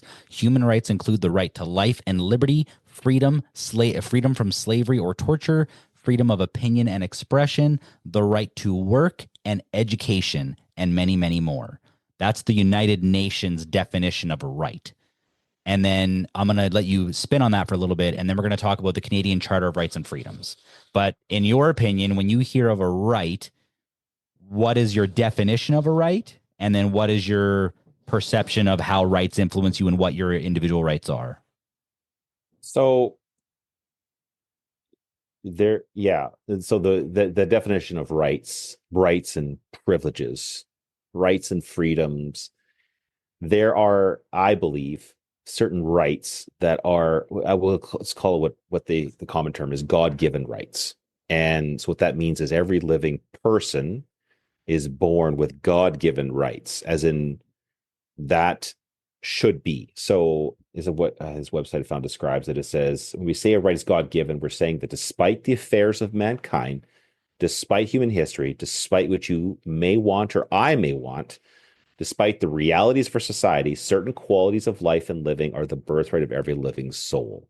So I believe that we have God-given rights to live our life and to have a certain measure of liberty, but also the right to full accountability, so that the responsibility. So, and I know there's more to it than that. You kind of caught me off guard with this. I wasn't fully prepared for this, but there are rights that I believe that are there regardless of what we think, what we feel. But my rights should not infringe upon your rights. So it kind of comes to that libertarian style mindset where it's like my right to move freely about my surroundings, my right to be able to make a living, to be able to support myself and my family, the right to defend myself, the right of to worship who I want to worship, to have like freedom of religion. Those are all things that I believe that are God-given because he made them inside of us to have this. So the problem with something like the Charter of Rights and Freedoms is that they call them rights, but they're not actually rights in the Charter. Because if a right can be taken away when it's reasonable, then that's just a privilege. Because a right is something that you have, it's enshrined into law, shall not be infringed. The Second Amendment in the United States is a good example that says, and then it literally says, this shall not be infringed upon. This is a right that can't be taken. The government can't go and say, you can't do this in this circumstance. So we don't really live in Canada under any form of rights. We do have, under British common law, we do have some common law rights and freedoms, which are constantly destroyed based by our society. And that's something that we shouldn't accept. So, but the problem with having rights and the reason why they're destroyed and the reason why they're trampled upon is because by having rights and freedoms, you are then accepting responsibility. So if I say I have the right to be able to make a living, to somehow to fend for myself, to take care of my family, to right to defend myself, the right to be able to say what I want to say, I then have to face the consequences for that. So if I have that right, and not a privilege, a right, then I'm responsible if I don't do it. I'm responsible if I don't defend myself. No one else is responsible. So I'm responsible to work hard and find a way to pay for myself and my family in any way. But I have a privilege. I have a responsibility to maintain that. And if I don't, I face the consequences. So the current like Charter of Rights and Freedoms is limited those rights and freedoms to basically say, oh yeah, you have these rights and freedoms to all these things, unless it's deemed I can't what it was, reasonable, right? So we have the right to freedoms, but then during COVID, they said, well, we're going to suspend this charter right because it's not reasonable to exist to have right now. So you're not reasonably allowed to move around in public. You're not reasonably allowed to leave your house. It's not reasonable. And you're like, well, what's reasonable? Who decides what's reasonable? A God-given right, there's no reason involved. It's just there. But I have consequences. I have responsibility. So let me put it this way. If I'm walking around with a plague, I have the freedom and the right to walk around wherever I want, but I should bear the responsibility for what comes from me having that right and freedom. Do you know what I'm saying? Yeah, it makes sense. I have my mind blown and my concept on rights completely turned on its head. I listened to a debate between Andrew Wilson, who is he's very Christian, Old Testament. He's been on a lot of podcasts, has some really, baity statements that people like to clip and put out there and stuff. But he had a great debate with Tim Pool. Tim Pool is a conservative, person that I have somewhat a decent amount of respect for. He's got some weird positions, but Andrew Wilson doesn't believe rights exist. And I kind of agree with him. Interesting. I echo that. Here's why. Because a right is simply an application of force. That's it. That's all a right is. Because if you have the right to eat and I have the right to eat and there's only one piece of steak left, whoever's stronger is eating that steak. Whoever can defeat the other person to feed them and their family is going to get that steak. It's an application of force. That's all it is. Whoever has the higher application of force can enforce rights, quote unquote rights. That's it. Whoever has the biggest military, whoever has the bigger nuclear weapons, whoever has the better jiu-jitsu skills, whoever has whatever. It's an application of force. Because you hit the nail on the head. Well, a right in 2024, the best definition I found was a right is an entitlement absent duty. You are entitled to something, but you do not have a duty or an obligation to receive it. That is the 2024 definition of a right. The Second Amendment is a prime example. But here's where it gets tricky with that specific example is you have the right to bear arms. No questions asked. But in the United States, if you're a man, in order to be a citizen of the United States, you have to sign up for selective service. And if there is a draft, you are called upon in the selective service. Women do not do that. Women are not part of the selective service. In Canada, we don't have anything like that, but let's use the example right to vote. You have the democratic right in Canada to vote or not to vote. There's no obligation, there's no duty for you to show up and vote, but you have that right as laid out by the government. Right. I think personally that's crazy. I think that's your minimum obligation and responsibility as a citizen. That's right. Like in order for you to in order for you to receive the Charter of Rights and Freedoms as an applicable document to you in your life, there's obligations you have to you and your fellow citizens. Right. So every right has to follow an obligation. Every right has a responsibility. So that's where I believe that rights exist, but not under the current context of what the definition is. Because it's not entitlement. You're not entitled to anything. Like you are entitled, like by the very nature that you exist, you are entitled to be treated with respect up to a point. But history shows us that the strong rule over the weak. And that's actually that's actually biblical. The rich rule over the poor, the strong rule over the weak. That's actually just like that's in scripture. It talks about that. It even says this is the reality of nature. God made us as beings. Now, to rule over somebody doesn't necessarily mean to deny them basic rights and freedoms. I mean, I recognize the fact that there are people that rule over me. We all answer to somebody. Like I can't just go and do what I want. I've told the kids, I said, you are actually. So I told my children, this is a great example. I said, you are free to do whatever you want. And they kind of look at me and I said, you are absolutely free. You are a human being. You can choose to do whatever you want. You could steal my car from the garage. You could drive 180 kilometers an hour down the highway. You are free to do that. And they look at me like, no, I'm not. I'm like, yes, you are. You're free to do it. However, are you willing to pay the price? Are the consequences worth it to you? Because the consequences are you could crash and kill somebody, or you could just literally get a massive ticket and they take your license away, your privilege. But you're still free to then steal another car and do it. But will you pay the price? So I believe that rights always accompany responsibility.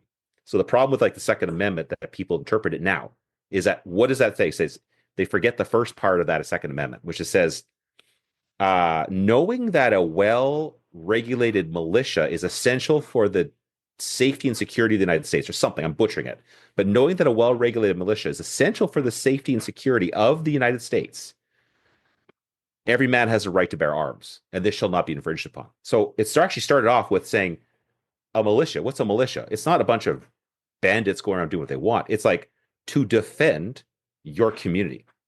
Knowing the responsibility first, this right is here. So with a right without a responsibility is just entitlement. It's just nothing more than a fantasy. I can do what I want. I have the right. I have the right to punch whoever I want in the face and I don't get caught. That's a Hunter Biden approach. I can do drugs. I can have illegal weapons. I can do influence peddling. I can steal. I can cheat. I can lie. But I have no consequences. He had all the rights and no responsibility. That's not an actual right. That's entitlement. So yeah, I understand what he's saying about rights, and it's an enforcement of violence. So yeah, I get that, but it's like, it's my right shouldn't infringe upon your right. Let me put it that way. That's a civilized way to live. So eventually that's going to come to a crossroads, right? Eventually that's going to come to a point where, and we're speaking in extremes because really there's only, in 2024, the most privileged, time likely in human history, like of abundance, of resources, of technology, of whatever. We have to speak in extremes, but eventually my right cannot infringe on your right until we get to a crossroad. unless there's something that influences, shelter, food, safety, all these sorts of things. You even have some politicians saying you have the right to health care, which basically means enslaving doctors. Like it's so fucked. Like Yeah. it makes no sense, right? The concept of rights, even inalienable rights, which is God given, you have people that don't believe in God. Like if you believe you have God given inalienable rights, but you don't believe in God, have you not accepted the first responsibility of being a recipient of those rights? Like that, like that's the problem. We're at this crossroads where people have these entitlements and they're completely absent of duty. I have the right to eat.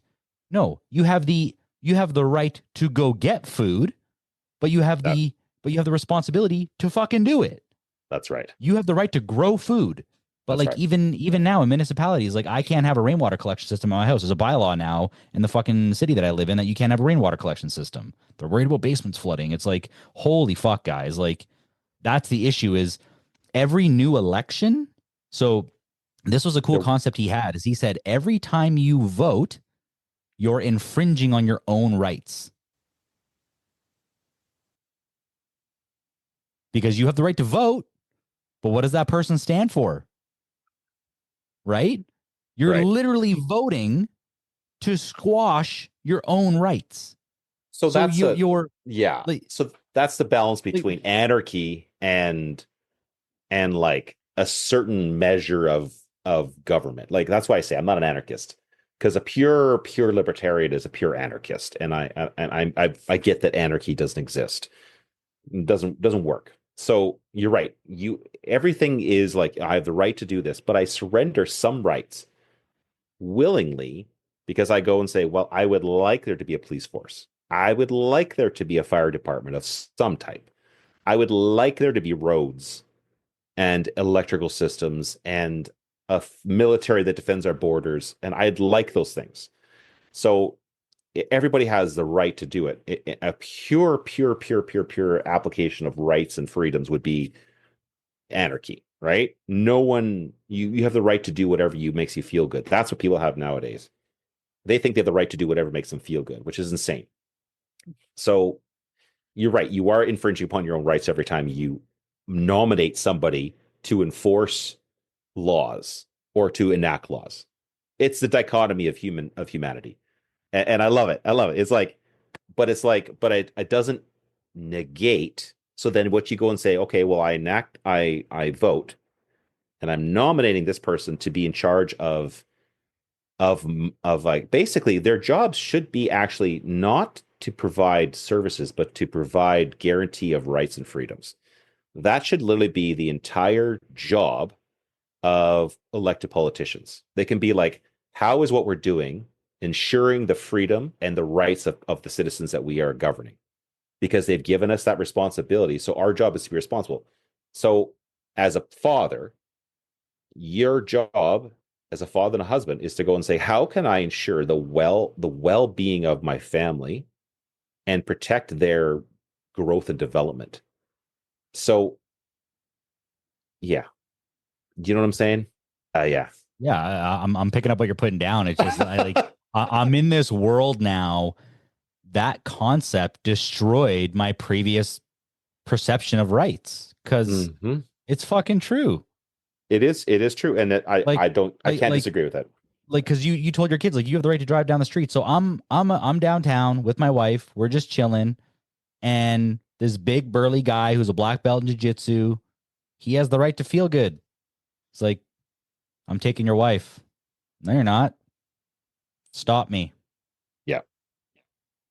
I mean, and You look back at it like you look back at history, like the Genghis Khans of the world. You look back at King Louis. You look back at the Roman Empire. You look like I'm not like might makes right, as they say. You know what I mean? So he has the right to companionship. He has the right to have sex and feel good. He has the right to enslave. Like, and I'm speaking tongue in cheek here, but like it's an application of force.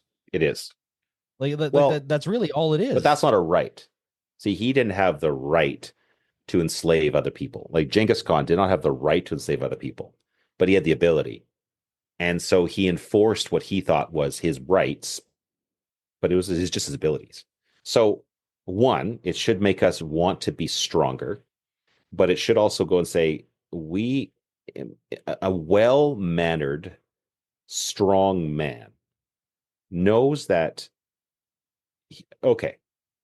So I think it was Jordan Peterson might have described this, but I've heard it from someone else that so here's the dichotomy of a man. Let's just use his word, both men. So a dichotomy of man is that we are stronger than women.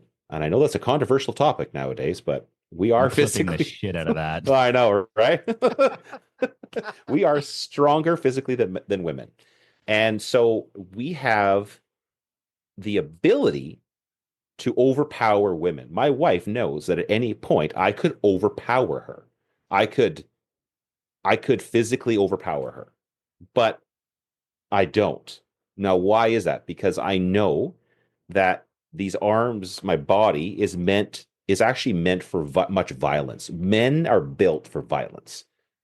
I know people don't agree with that, but you look through history, you were hoping that the soldiers who stormed the beaches of Normandy to eradicate Nazism from the world were built for violence. If someone's invading your home, we're built for violence to defend our home. But these arms for my wife is never to fight her. She's who I'm to protect, and my children. I never fight them. I love them. But I have to be willing to enforce their freedoms and their rights and have the responsibility by having children, by having a wife, I have the responsibility to care and protect for them. So that means I may have to defend them against other people who is infringing upon their right to have a peaceful existence, so to speak. And so that's a challenge for me. I'm not a fighter by nature. I'm not a fighter. But I'll tell you, you put me back to the wall, I'll get there, right? But I don't go looking for fights. I was known growing up as like a peacemaker. I'm the peacemaker. So, but my wife, she taught me how to be a fighter. So there's that. Yeah, so the whole kind of crux of this is Andrew Wilson had that debate with Tim Pool, and he was debating feminism. And that's kind of where he was getting to the root of it, is he was saying right now in culture, women, feminist women that are, proud and all this stuff, they're telling men are shit, men are garbage. You have this new, what is it, 3 free movement going on in the United States because Trump was elected, where there's this group of there's thousands of them that say like, I'm not going to have sex with my man. I'm not going to do anything because he voted for Donald Trump. And it's like, holy shit. And so he had this position that he articulated it at the end, where he said at the beginning, he was like, rights don't exist. They're just, duty, entitlement absent duty, and they're just an application of force. And he's like, the hypocritical component of it is a lot of women's rights are enforced by men, because at the nature of it, rights are a degree of application of force. So he said, you can't even enforce the rights you want, because he said, if you got an army of women, 50% of the United States to go up against 50% of the men, you would all perish. Unless and so that's kind of what he was getting at. He was saying like, we're no longer acknowledging the difference between men and women, structures of society, millionaires, billionaires, then middle class, lower class, impoverished. We're being told it's all about equity, it's all about equality, it's all about equal rights, it's all about your opinion, my opinion, unless it pisses me off. And we're not acknowledging that we're all different. We like 95% of people, or sorry, all people, 95% of their wants, needs, desires, and desired future are the same. It's just this 5% that we all bitch and moan about. Like, yeah, like that's crazy. Like, I have yet to meet a person, liberal, NDP, Republican, Democrat, anything that says I don't want my kids to have a good future. I've never met one, not one. Never met one that said like, yeah, I hope my kid dies, or I hope my kid fucking fails in university. Like, never met it. I haven't met a single person that doesn't want the ability or doesn't want the opportunity to make money. Yeah. Nobody. Everybody wants that opportunity. How you get there is that differing 5%. Some people want it given to them. Some people want to work hard. Some people want a little bit of both. Some people like, so there's all these little differences, but your desired outcome is the same. Yes. Everyone wants to be safe. Everyone wants to sleep in a nice bed. Everyone wants to have friends. Like, it doesn't matter your political allegiances, your ideological, differences. That's irrelevant. It's but in the 95%, it's that 5% that causes us to just go act like fucking crazies and Yeah. protest in the streets over all this shit. And we act like the exception is the rule, where it's like one bad cop, has an ego complex and kills, whether it's another white guy or a black guy or an Asian guy or an Hispanic guy, and it's like all cops are bad. You know, Yeah. you know, you know, It's insane. Well, or, we've or you have a lost. bad doctor, or you have a bad doctor that does a bad surgery and like, I'm never going to the hospital again. It's like, whoa, whoa, whoa. Like that's the exception, just take a breath, look at the macro. Don't look at the micro, look at the macro. Right. What's in my best interest? Yeah. And we don't do that anymore. And so that comes with rights, that comes with everything. Everything is so individualized. And it goes back to the beginning of this podcast where it's like, you need to do things as a collective. Yeah. You need to get involved with men that have 90, like all men will have 95% of your desired outcomes, and you have to kind of work your way through the 5%. You kind of got to Yeah. almost befriend people that don't agree with you on certain things. Challenge your status quo. Yep. Like, I can't just repeat a headline and then get married to that notion, not do any research, not be rooted in it, and then the moment somebody challenges me, I'm immediately emotional because I feel personally attacked. Yeah. Well, no. If you want to have a degree of stoicism and a degree of even keeled mannerisms and temperament, you got to know what the fuck you're talking about, and that That's true. doesn't just come from reading a headline or watching global news at 5 a.m. You got to be fucking rooted in it. Yeah. There's a reason why when I went to BJJ and did my first free trial and I was meeting these guys, the moment you set eyes on those guys, you knew that they could absolutely destroy you. And they were the softest people on the planet. Yep. Because when you have an ability, yeah, or you have a depth of knowledge, no short-minded, emotional person that comes to you is going to waver you. You're rooted in you're a master of your craft. It's always the most insecure and perhaps even unable people that are always trying to enforce their will upon people because they truly don't know who they are. Whereas you said, you look at somebody who is like a black belt in BJJ, see you walk in, they're not threatened by you, and they don't feel like they have to prove themselves to you because they're cool. I'm like, I'm good. I know who I am. I know how to do this. It came back to what you said before too, where it said like, people want to have their opinion without the accountability of defending it. And so everybody says, I have the right to my opinion. My daughter had this in high school. When kids are in high school, I was a little asshole in high school, and you're in high school, you think you know everything and stuff like that. She's like, I have the right to my opinion. I'm like, actually, you don't. I said, because you don't know what you're talking about. And so if you know what you're talking about, you have the right to have an opinion, but you have to be able to articulate it, defend your opinion, and you have the right to have a conversation with me for sure, because we've created that. But you just having a thought and saying, this is my opinion, I have the right to it. You're like, what does that mean? Just tell me what that means. You're right. You actually have the right to think whatever you want. That's because you are an individual person. So you can think whatever you want, but you don't have the right to enforce that opinion upon me or to somebody else. And in return, they don't have the right to enforce those opinions on us. So, I mean, I've seen in the public school system where, a lot of these teachers start to enforce their opinions upon students. And I've had some interesting conversations with my kids about what they talked about in class. And I'm just like, wow, that's really interesting. That's a political opinion that really doesn't have much place to do in class. They're trying to tell them that they need to tell their parents to vote NDP because that's the only way they're going to get funding for the schools. And I'm like, this is interesting. Yeah, that's public school system, man. Like I said, I'm almost done with it now. It's frustrating because you kind of go, these people have no concept of real life. They've only ever worked for the government. I'm sorry, that's not, go out there, start a business, succeed, fail. I mean, I've failed spectacularly at a lot of things, and I've been stronger because of it. It's made me better. It's made me smarter. One of the things that I doing lately is to challenge myself to always learn something that's hard. So, I mean, you see me at work a lot of times. I'm like, learn the stock market, right? options trading, futures markets, all sorts of stuff, right? And I'll tell you, there's nothing quite that humbles you quite like the market, because I'm this little minnow, not even a minnow. I'm like plankton swimming in the market, and these whales are just coming around. It's like, "Rrr." So you start to think you know what you're talking about, and then you get eaten up by a whale, and it's the most humbling. It's one of the most humbling things I've ever had to do, because it's the most difficult to do. But I challenge myself to keep getting better at it and better at it and better at it, because I see that there is immense potential in the future for that. But it's like, if I don't, if I just give up after one or two times, because I mean, you make a trade, it does goes against you. A lot of people are like, oh, this isn't for me. I can't figure this out. And they walk away. And then what do? Nothing. I'd rather fail forward, fail and learn, fail and learn, fail and learn.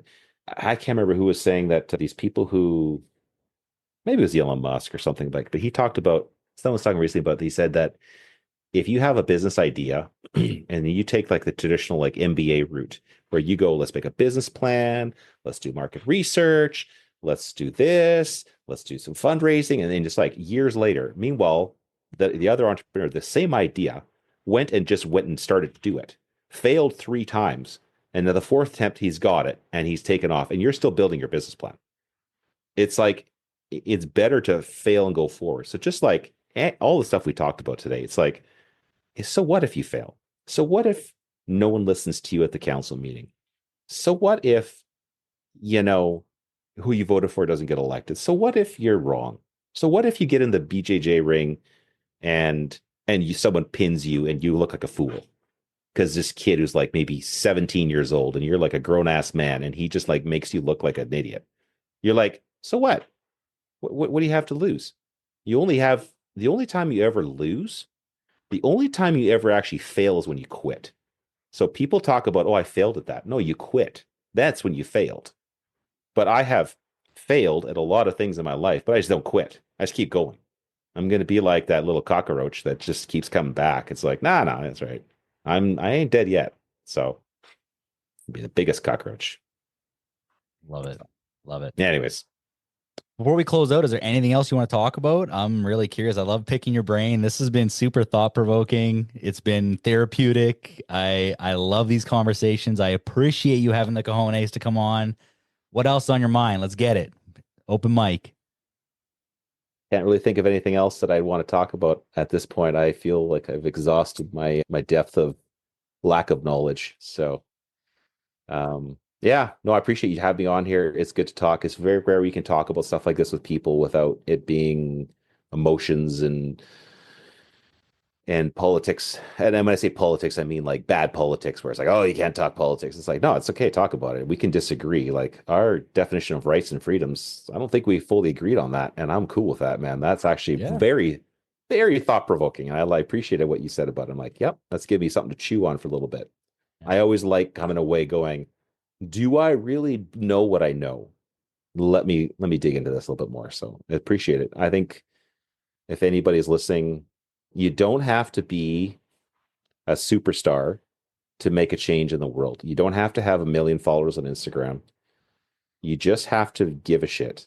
And you actually just have to start, one, with yourself, get your house in order, and then two, work in your community, grassroots, like Alfred said, and just be that change in your local, and understand that there's seasons of life. Sometimes life is busy. You got young kids.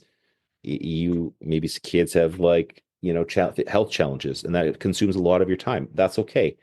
But when you do have the time, don't become self-absorbed and spend it all on yourself. Give back to the world. There's a lot of good you can do by just getting involved and just being there and moving forward. So that's all. Yeah. Yeah, that's I all agree. I got. I agree with everything you said with that. Yeah, I love we call it healthy conflict in our house, where my wife and I don't agree on a lot of stuff, and I have friendship circles that don't agree on a lot of stuff. And I've kind of found a better way to articulate it. I know I said on one of my podcasts, where during COVID, I became a super polarized person. And that kind of went back to the beginning of this podcast. I've self-sabotaged a lot in my life. I've destroyed my support networks. I've created lifelong tarnishes on situations by my own volition because I was hyper focused. I allowed the people closest to me